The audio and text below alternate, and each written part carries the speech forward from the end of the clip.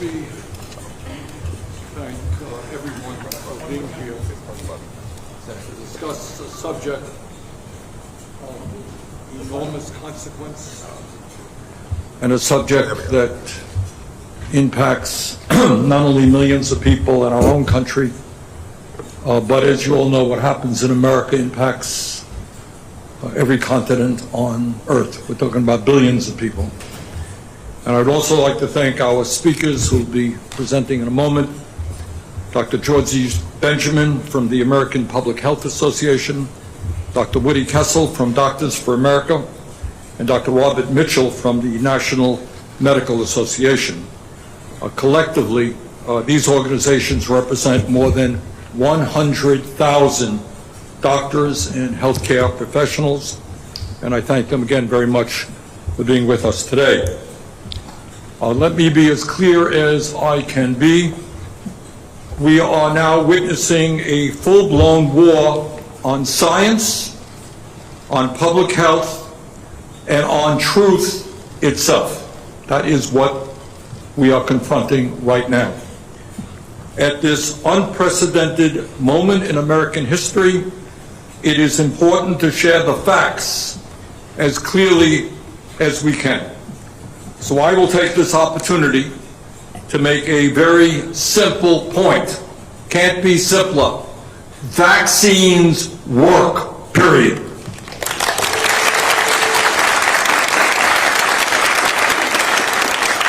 Now, you'll all notice I don't have a white coat on. I'm not a doctor. I confess that I failed biology when I was in college. So don't take my advice on medical issues. Take the advice of doctors and scientists all over our country and all over the world. And in a moment you'll hear from physicians standing with me today about the overwhelming consensus in the medical and scientific community that vaccines are safe and effective. But before we go any further, let me just share 3 facts that I consider to be basic and essential. Number 1, vaccines have saved millions of lives. You know, I know around here on the Capitol we talk about millions and trillions. Millions of lives is a lot of people.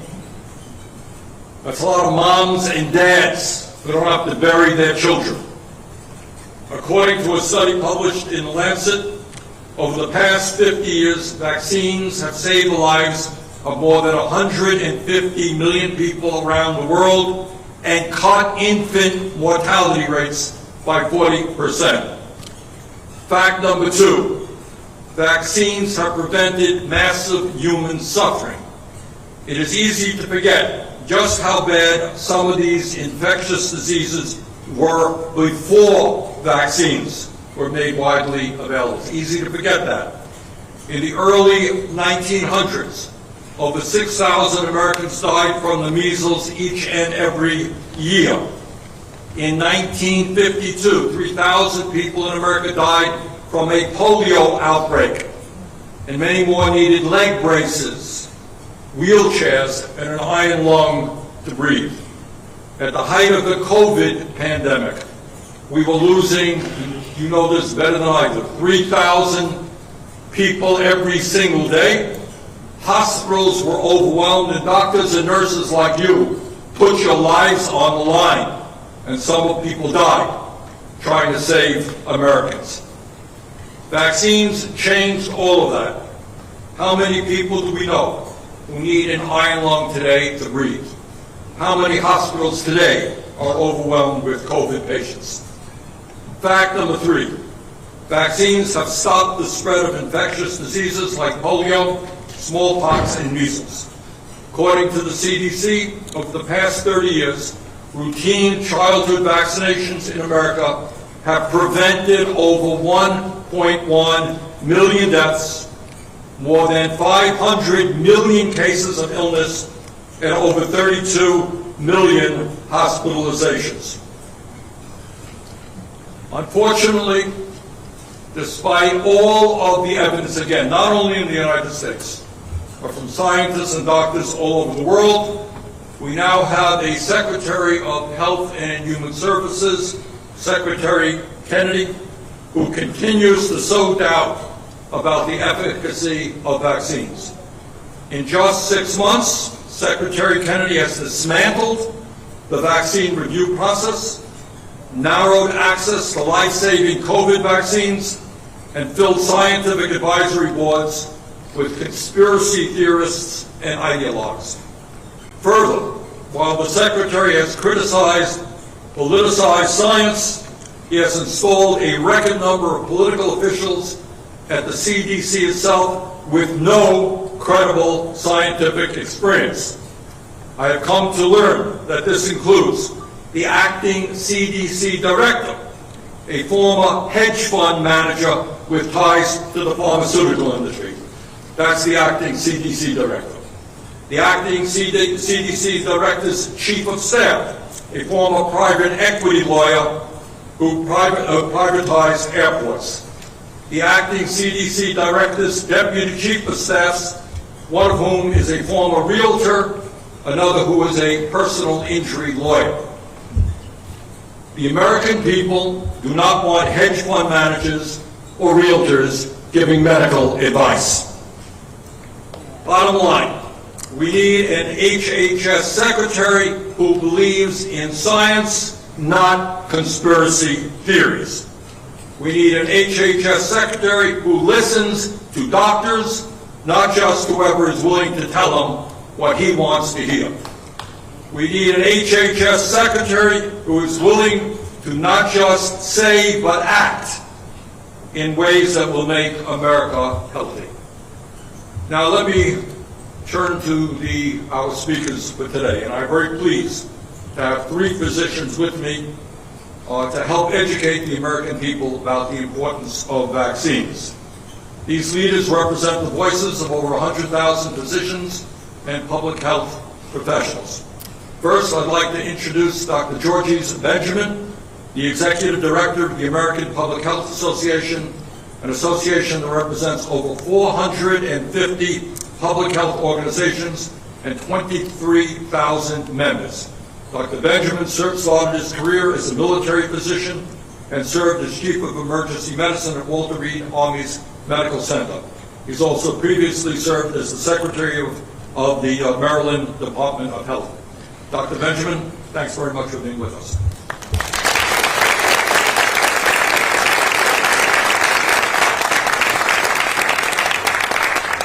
Well, hello everyone. APHA is the oldest and largest association of public health professionals and advocates for the nation's health.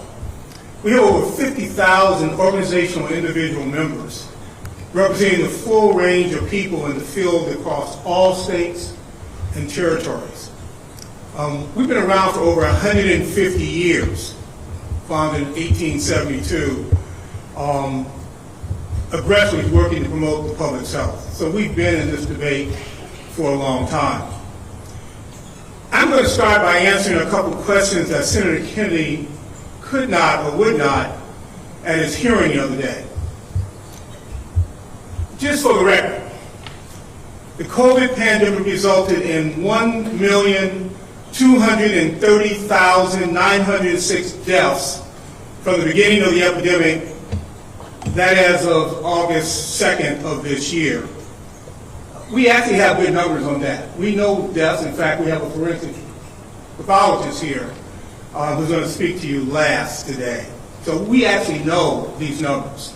I understand there's questions about whether people died of COVID or with COVID, but we do pretty good counting.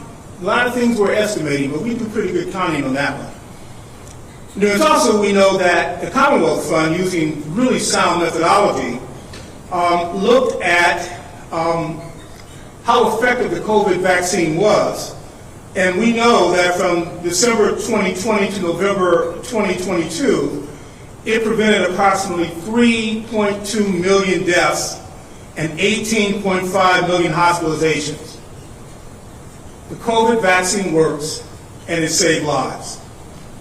We know that currently test positivity is on the rise, and wastewater surveillance shows increases in several communities, despite the fact that we have a fractured testing system right now. We're not capturing things like we were doing during the pandemic. We actually know, because CDC actually on their website tells us a bit about the disease burden that we've had from 2024 to 2025. These are preliminary numbers, but they're the best numbers that we have right now, that we've had 12.7 to 19 million COVID illnesses, 3 to 4.5 million outpatient COVID visits, and over 350, almost a half million hospitalizations, again, estimates. And I think what's important is that COVID is still here with us. While the pandemic in its global form has moderated some, it's still here. We know from the presentation at the ACIP the last minute from CDC that nationwide 152 children died of COVID last year, half of whom were previously healthy. I think that undermines the issue of whether or not we should vaccinate even healthy children. And that most of those kids were unvaccinated, and about a fifth or 20% of those were hospitalized, were admitted to intensive care units. We also know that if you're a woman of childbearing age or pregnant, you're much more likely to get sick from COVID-19 compared to those who are not pregnant. You're more likely to need hospitalization or intensive care or the use of a ventilator or special equipment should you get COVID. And that long COVID is an enormous risk to those patients. Let me just reiterate what the senator said.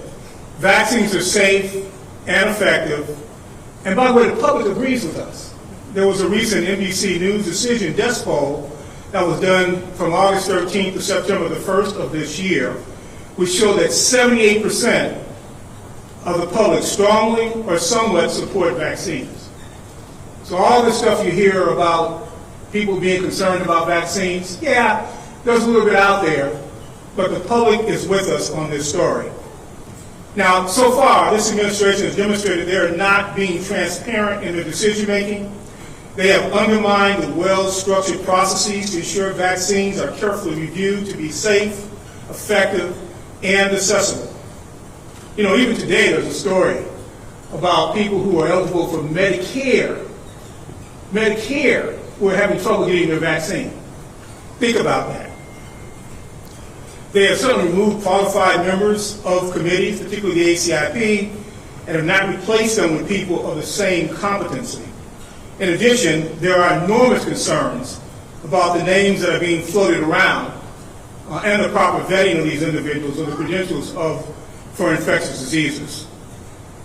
So the goal of the FDA and the CDC is to make sure that the public's health is protected, and I think they're failing at that. Secretary Kenny has overseen the largest destruction of the nation's public health system in American history. We reject the destruction of these efforts. We reject the unscientific approach to controlling infectious disease, and we call on the administration to ensure full access to COVID vaccines for all and reverse course to strengthen, not weaken, the nation's vaccine safety systems. Thank you.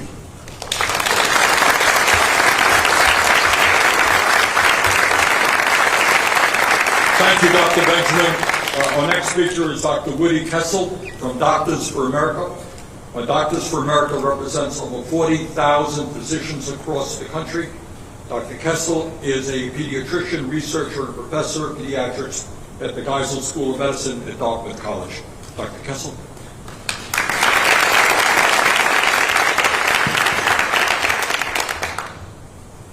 Thank you, Senator Sanders, and thank you particularly for being an incredible advocate for our children, for America's children. I'm happy to be here with my colleagues, not because of the issue, but because of all of you standing for something that's critically important that has saved lives. I've been a pediatrician for over 5 decades, caring for children, supporting families through some of the most cherished events and some of the most difficult events. I'm here representing 40,000 colleagues, and with my colleagues behind me and in front of me and here in the room, it's an extraordinary number of clinicians standing up to put patients over politics, caring for real people, not political agendas, saving lives through preventive care, particularly vaccines. As a pediatrician for 50 years, we don't see most of these diseases. It's a rare event. Most of the young people who we make rounds with have never seen these conditions. You know, all of us have taken an oath to stand firmly on what's in the best interests of our patients, for evidence-based medicine, scientifically based medicine. And most importantly, we've taken an oath to secure the health and well-being of our children. We've treated children with whooping cough, gasping for air, toddlers with pneumonia, adolescents with COVID-19, and families devastated now by measles. Measles, something which we virtually eradicated. Children and families are struggling and suffering from. We know firsthand the fear and anxiety shown in the eyes of children when they're struggling, when they're ill. And we are seeing actual harm today that you've heard from my colleagues and from the Senate. There's more illness, more hospitalizations, more family burden, lost days of work, struggling to care for children who have a condition that we could prevent if they were fully immunized. And tragically, we're seeing preventable deaths. An anathema as a health professional, as an anathema as a pediatrician in all of this. You know, sitting in this room and the folks behind me, we're also parents, we're grandparents, and we're Americans. We are truly outraged by the untruthful words and harmful actions by Robert F. Kennedy, Jr. They are dangerous, and as you've heard over and over and over again, vaccines save lives. They prevent suffering. They're safe. They're not political tools. In fact, in many ways, they've been some of the most amazing scientific discoveries since the beginning of our efforts in caring for people. They're proven. They're well developed. Frankly, RFK's actions are creating confusion, eroding trust in medicine, undermining science, and leaving families and children vulnerable and less safe. Parents deserve clear, evidence-based guidance, not politically motivated falsehoods. They need to be able to make informed decisions with their clinicians on what's in the best interest in the health and well-being of their children. You know, in closing, I want to ask, Mr. Secretary, why are you blatantly attacking shots to protect children from preventable life-threatening illnesses, and not the shots from gun violence, the number one, the leading cause of death in America. Thank you.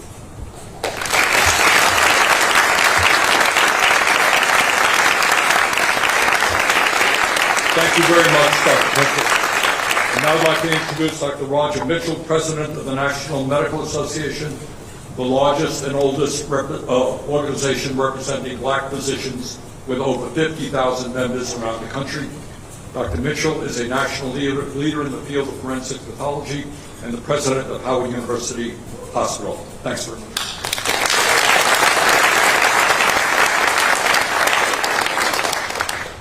I want to thank Senator Sanders for bringing us here together in this critical moment, for your unwavering leadership around the issues of today. Today, the National Medical Association stands shoulder to shoulder with any organization and individual who supports evidence-based medicine and science in the furtherance of healthcare delivery, equity, and sustainability in these United States. As the 126th President of the National Medical Association, I'm here today, as you heard, representing the interests and expertise of over 50,000 black physicians across the country. Throughout our history, we have fought for healthcare access for our patients, and today is no different. Healthcare is a human right. Current attacks on public health, whether on vaccination or Medicaid or the importance of diversity in our care model, creates confusion around the way we care for communities. These types of contrived debates serve as distraction, promoting hesitancy and distrust for our healthcare delivery system, a system that has been rooted in reliable science and medicine for decades. In a word, these attacks are dangerous. To be clear, the National Medical Association believes that Congress must exercise complete oversight and work to remove the Secretary of Health and Human Services from his position.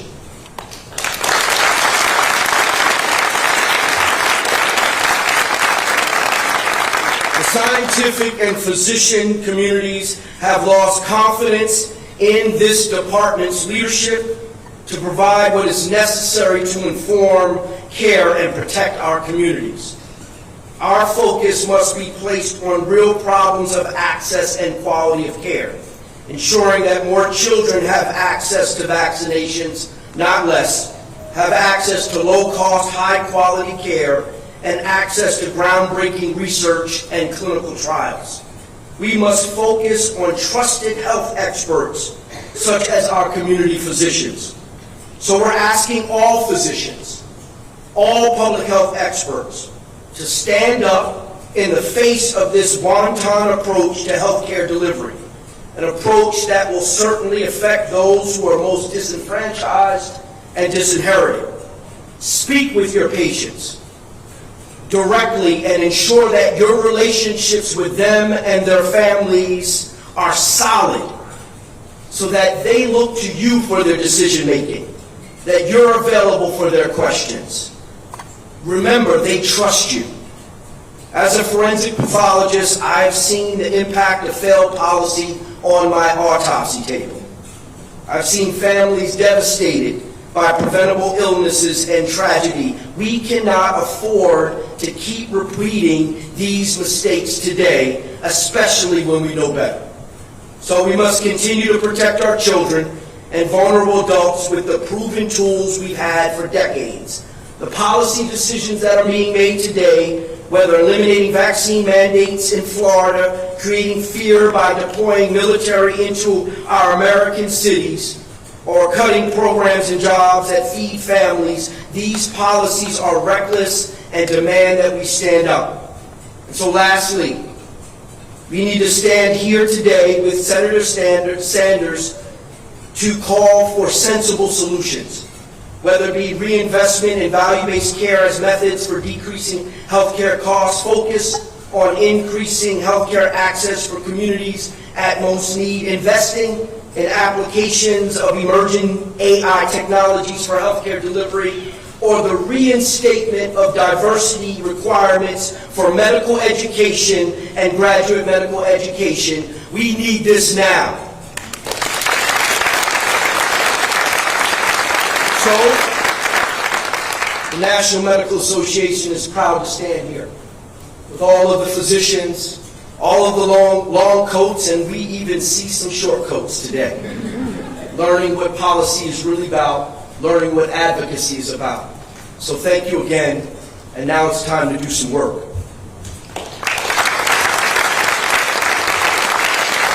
Thank you very much. All right, media, have any questions? Yes, sir. Just get it. That's who I am. Hi. Dan. Senator, have you spoken at all, Senator Cassidy, realistic what was that? Senator Cassidy is, as you know, the chairman of the Health, Education, Labor, and Pensions Committee. His staff and our staff have been in constant contact as to how we best go forward, and maybe some announcements on that fairly shortly. Yes.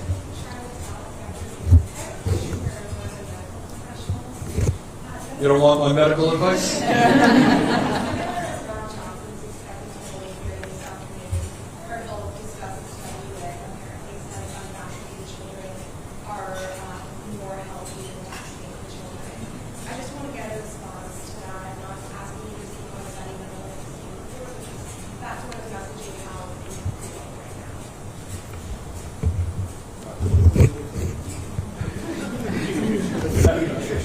I'd love to see that study. I don't understand the premise of that, but certainly, look, healthy children is the goal. Preventing disease is indeed the goal. And for all vaccinated, it reduces. There's something called herd immunity as well. So it allows healthy children to not get these diseases. But I'd love to see that study, and we can talk about that further. I mean, look, if it's evidence-based and science-based, we're all open to new ideas, new thoughts. But to report one single observation when we've been through this in my lifetime, for 50 years, and seeing the benefits, and frankly, caring for children and holding the child's hand, the parent's hand who are suffering from these diseases. So I'd love to see that study and look forward to the press conference this afternoon. Sure. We know how to ensure kids are healthy. This is not rocket science. Nurturing environment, access to food security, making sure they get early and comprehensive care throughout their lifespan, making sure they're adequately protected, which includes making sure they get vaccinated for vaccine-preventable diseases, that they don't have access to firearms, the leading cause of death for our kids, that they are free of other hazards, which, by the way, we do all the time. We pull products off the market because kids might choke or they might trip. And we do that because we have a record of identifying threats, assessing them, fixing those threats so that we prevent kids from getting them. So if they're having a hearing this afternoon and they're focused on one thing, I'm all for debate and science and looking at the evidence.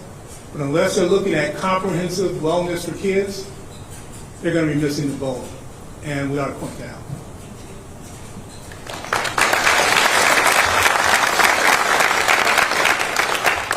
Any other media questions?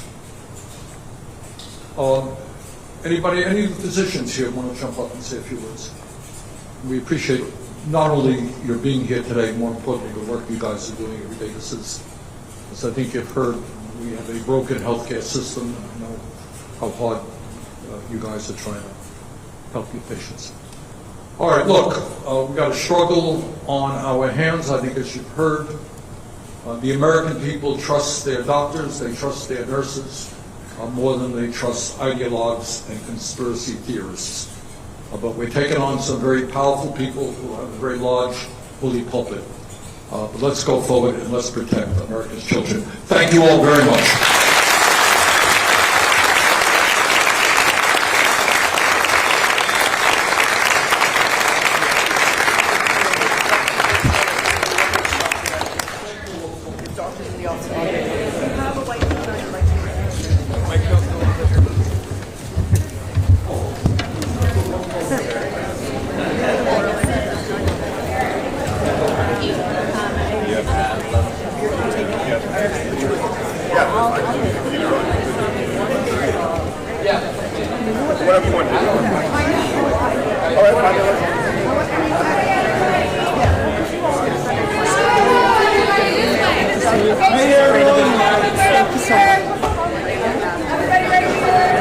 Here we go, look in 3, 2, 1. Did you have a chance to get coffee?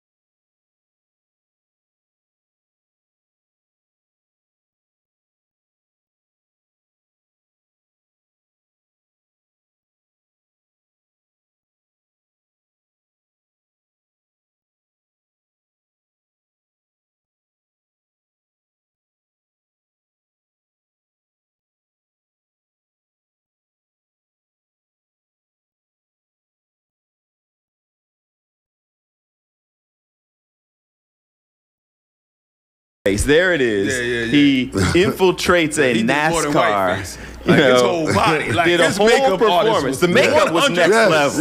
Yes. Makeup was next level. Listen. But he went out there it was commentary, it was comedy, it was seeing what goes on in the midst of some of these NASCAR events. Yeah. And now some are saying hilarious, great comedy. Others are saying you went too far. Nah. All right, so tell me what you think. Like, listen, Tropic Thunder is one of the highest grossing comedy films of all time, and Robert Downey Jr.'s character was blackface. You know the reason why nobody ever said nothing to him about it? Because he pulled that off. Right. Like, you ain't never see the NAACP say nothing, nobody. Right. He pulled that off, man. Drewski pulled that off. Like, He really did. I mean, you could be offended, I guess, if you want to be offended, but I don't, listen, they do it all the time, and vice versa, and this is artistry. Like you said, his makeup artist deserves. That's what I'm saying. They deserve more credit than him. His makeup artist. He got sunburn. He look like he got sunburn. He got the tan sunburn, he got lines. stretch marks, everything. But basically, man, like, listen, this is what Drewski does. I mean, he came into prominence really doing that without the blackface. He just went out to the Alabama games and hung out. Like, he came up from that. So they don't have a problem with it. You don't see nothing. You don't see none of the Roll Tide fans saying right. No, but I think that's part of what turned this into. And Mike, hear what you think about your initial reaction to it. I think part of what made people upset. We got So the pink funny. nipples and everything. He gave you the whole Right? Nothing was singing, missing. proud to be an American. Nothing was missing. Took his hat off. He held up a mirror to people. And so it was funny that he pulled it off. But when people then go back and look at it, They don't feel they comfortable. see how they acted Yes, in man. this scenario. Right. Yes. And now they're uncomfortable with it. Right. Not so much Seeing him, themselves. but that Right. you Right. We showed let you in. seen- We- right. We trusted you. Right. Right. You got to No. see how we get down unfiltered. I think You know it was what I'm great. saying? I think it was great. I think there was a spook that sat by the door in live form. Dig it. So you let him in. We invite y'all to the cookout all the time. This shouldn't be no problem. I really don't. Nah. This is us going to the NASCAR. We bring y'all to the cookout. We went to the go NASCAR. to the NASCAR, right? You know And what I'm I think he. Yeah. No, I'm not. I mean, look, why would I be offended by it, right? If somebody's going to be offended, it wouldn't be me, Right. But No. that being said, I mean, I just think it was acting. He did a great job. It wasn't like it was buffoonery. Like, he really played the Right, role, right. So if it was What role? Do you want to name it? That's do you want to name The it? redneck. But The that's redneck the role? Like, problem. do we name Right. it? The redneck. You know what I'm saying? And I mean, that is a character. Right. Just like we have our character, they got their character. And there's cats who take pride in that. Right. Just like there's things we Apparently a take lot of pride them. in, Yes. we shouldn't take pride Right, in. exactly. You know what I mean? We got a whole list of things that we man. wish we didn't take Right. pride in. And you it's know what I'm and it's saying? glorified. And it's celebrated all the time, Yes, right? You know man. what I mean? It's Yes. selling records, movies, and all that. Cooning and buffooning be at Right. its highest level. But as soon as you turn it around, People now are all of a sensitive sudden, because it was on them. Right. right now on it's them. Yeah. your show. Can we, JP up in the control room, can you pull the video back up? I want to see when we pull it up. The reason I want to see is because Drewski now has, can we see? 1.9. Yeah, he's Can we killing see them how followers, many right? at the bottom, how many Views? likes there are? that's not even the original joint, probably. That's All right, so 1.6. 1.6 shares. Yeah. 1.9 million likes. 1.9 million likes. That ain't all 1.6 black folks. That No. ain't, listen, that ain't us. Right. We ain't make MC Hammer rich. Dig Right? it. I really think about this. Like when you big popular, when something goes multi, it ain't us. That ain't all us. Like we. As a And I comedian, think I don't think I liked it. So I wouldn't be in that count. No, Like, I liked it, definitely ain't. But like I didn't hit the I like ain't button. see it on. I seen it on other people's Right. platform. I wouldn't look for it after somebody told me I don't. about it. I don't think I follow Drewski, but I might start following. That's when I started following as soon as I heard you talking about it on the radio last that week. was I said, hilarious. Go see this video. So he That was responded, as this became a controversy, it's been going on for a couple of days. He responded, didn't give it much life, said, what, are you trying to cancel me now? Right. And interestingly enough, he was like, I'm on the news. Like, why is this even being discussed on the news? As a comedian and somebody who does that, is this, the fact that it has escalated to this level, that's a win. It's definitely a win for him. Yeah. It's definitely a win for somebody like him. Like I'm a road comic traveling, make most of my money on stage. He's I wouldn't say he's not a comic, he's not a comedian in that aspect, but he's an influencer of humor. Like I would give him that. Like he influences humor into every situation. So for him to pull this off and then they talking about it, it's beyond, it just does wonders for him. The numbers go up. The numbers don't do nothing but push his numbers up. For the amount of people that don't like it, there's more people that like it, and there's more white people that like it. So clearly. All right, so we showed that. Hit us up on social media at Bill A. Fox 29. Numbers going up. Listen, man, right? Numbers going up. He only got one for himself, right? You gotta Look at get this guy. you gotta get Me, yours. that's what I do. I gotta get a piece of paper and write it on mine. I'm up to today. At least he was honest. Listen. I got it for myself. You know what I'm saying? I bought it. It's like It school wasn't teacher like- finances around here. Right. That's his better little get your own nameplate. supplies. Right, you want your nameplate? You gotta get your own supplies around here. Get mad at me because I didn't buy them for the whole team. Listen, man. Until y'all get y'all numbers up, this is how it's gonna be. Right. When y'all get y'all numbers up, Butt heads at each other. hey man, I'm gonna do a GoFundMe to just gotta fund stay the label. consistent. Next week, somebody will be like, "I'll sponsor you a little sign." So you gotta stay right consistent. across the top. So right now, Oh, waiting They're on like mine. an Wait for the education- or you company can post up online. You can start an OnlyFans. You know what I mean? Get you some contributions. I was going There GoFundMe. we go. See? He was Oh, going He's going OnlyFans. OnlyFans. Yeah, I just did a GoFundMe for a failed comedian show. I donated. So he's skipping right to OnlyFans. I didn't do it. I didn't know that you could do OnlyFans for a failed show. Like I didn't. If I'd have known this, You know what I mean? this is what? You know how many shows I done took a loss on? If I could have posted up an OnlyFans, the show ain't go the way we thought. You gotta get a break. We're gonna take a break. You gotta We'll stop be right too. back. You'll just keep here going. on Just saying. Just take a Follow break. us, stay with Let him us. come back and GoFundMe is a talk. viable form of finance. See what I'm saying? He'll be talking right after the break. Just let it go.